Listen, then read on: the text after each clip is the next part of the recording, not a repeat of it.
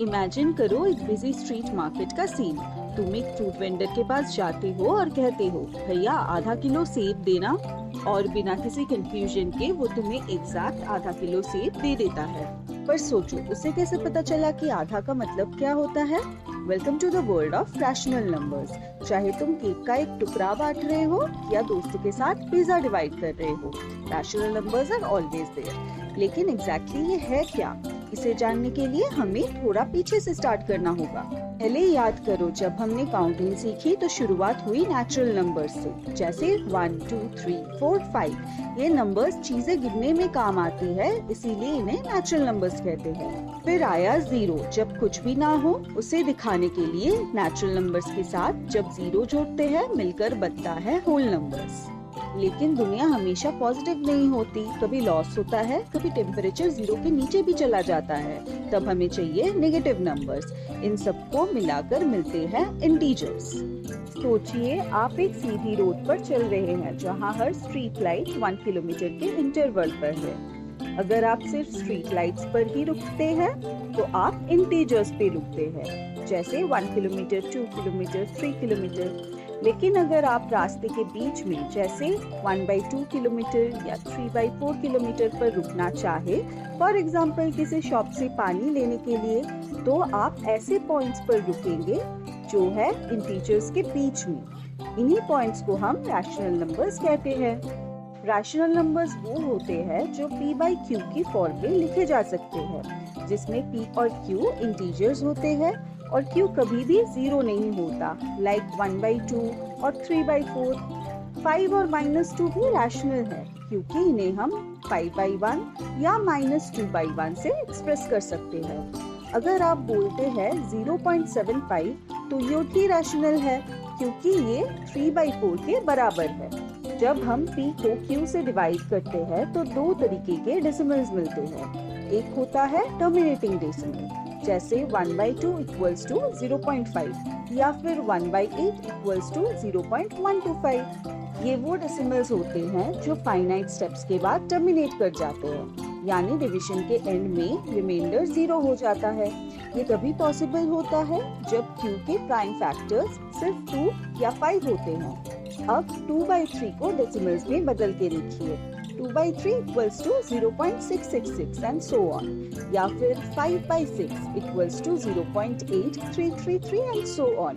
ये decimals endlessly repeat करते हैं, जैसे स्टक हो गए हो एक लूप में। इन्हें कहते हैं रिकरिंग या रिपीटिंग डेसिमल्स। यहाँ q के प्राइम फैक्टर्स 2 या 5 के अलावा कुछ भी हो सकता है, और यही डेसिमल्स के रिपीट करने की वजह भी है। अब हम रैशनल नंबर्स की कुछ प्रॉपर्टीज एक्सप्लोर करेंगे। अगर एक आधा पिज्जा स्लाइस और एक क्वार्टर पिज्जा स्लाइस को ऐड करें तो हमें 3/4 स्लाइसेस मिलेंगे, जो एक रैशनल नंबर है। इसे कहते हैं क्लोजर प्रॉपर्टी, मतलब दो रैशनल नंबर्स को ऐड करने से रिजल्ट भी रैशनल नंबर ही होता है। जैसे अगर a/b एंड c/d दो रैशनल नंबर्स है, तो a/b प्लस c/d भी एक रैशनल नंबर ही होगा। Similarly under multiplication a/b into c/d भी एक रैशनल नंबर होगा। सोचिए, आपके पास एक पिज्जा है और आप पहले 1/3 खा लेते हैं, फिर 2/3 खाते हैं, या फिर पहले 2/3 खाते हैं फिर 1/3 खाते हैं। रिजल्ट तो वही होगा ना, पूरा पिज्जा खत्म। रैशनल नंबर्स के इस प्रॉपर्टी को कहते हैं कम्यूटेटिव प्रॉपर्टी। ऐसे कम्यूटेटिव अंडर एडिशन होगा a/b plus c/d equals to c/d plus a/b। Commutative under multiplication होगा a/b into c/d equals to c/d into a/b।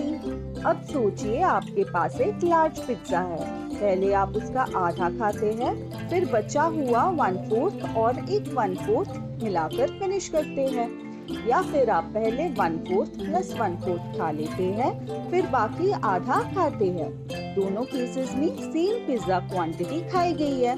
ये है एसोसिएटिव प्रॉपर्टी। इसका मतलब है कि आप रैशनल नंबर्स को ग्रुप कर सकते हैं जैसे चाहें। ऐसे एसोसिएटिव अंडर एडिशन होगा a/b plus c/d grouped plus e/f equals to a/b plus the group c/d plus e/f। और एसोसिएटिव अंडर मल्टीप्लिकेशन होगा a by b into c by d grouped into e by f equals to a by b into the group c by d into e by f।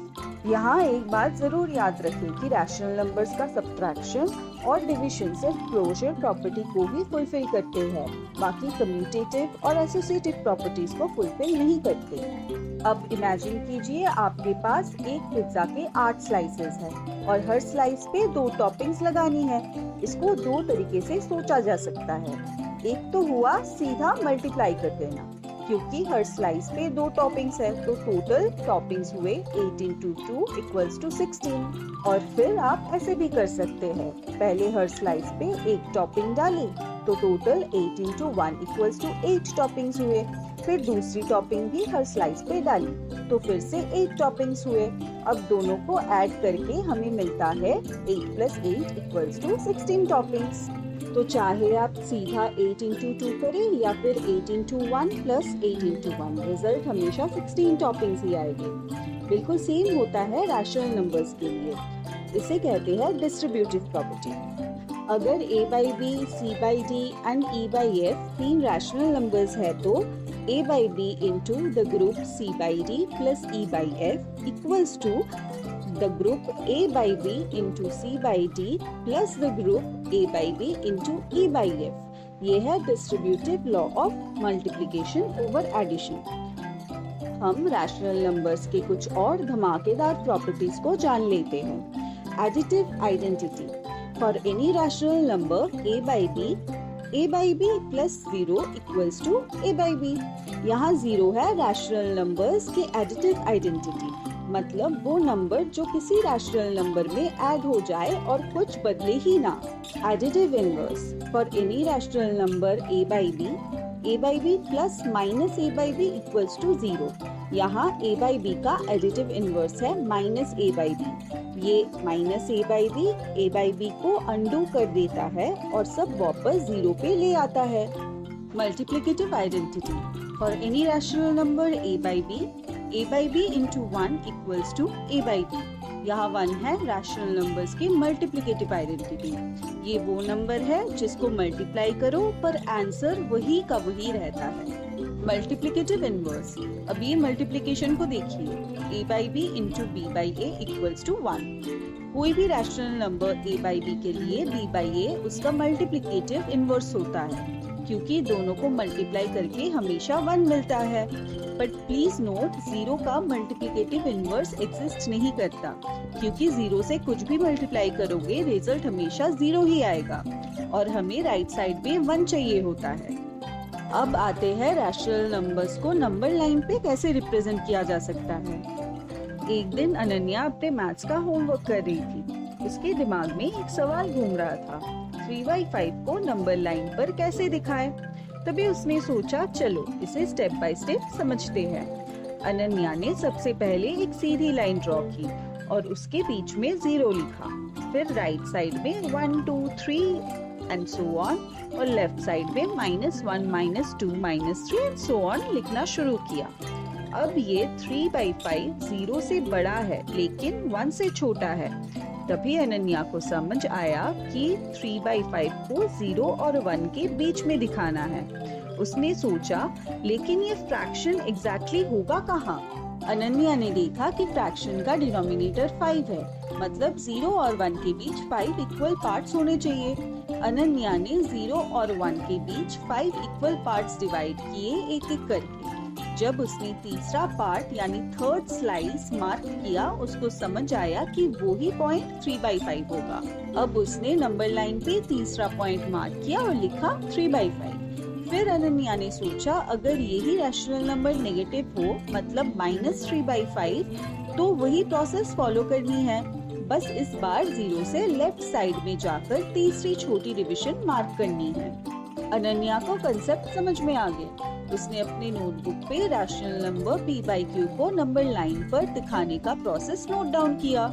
Number 1, देखो number 0 के left है या right. Number 2, जिस unit के बीच में आता है उसे q पार्ट्स में डिवाइड करो। नंबर 3, फिर T स्टेप्स चलो, right if positive, left if negative. एक दिन क्लास में टीचर ने अनन्या से पूछा, अनन्या क्या तुम मुझे -3 और 2 के बीच आने वाले इंटीजर्स बता सकती हो? अनन्या ने तुरंत जवाब दिया, यस सर, -2, -1, 0 और 1, टोटल 4 इंटीजर्स। टीचर बोली, बिल्कुल सही, लेकिन क्या तुम्हें पता है कि 2/3 और 3/4 के बीच कितने रैशनल नंबर्स होते हैं? अनन्या ने थोड़ा सोचकर कहा, शायद 1 या 2।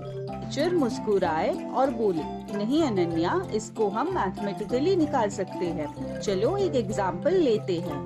Let us consider two rational numbers, 2/3 and 3/4. पहले इन दोनों का सेम डिनोमिनेटर बनाते हैं। 2/3 equals to 2 into 4/3 into 4 equals to 8/12.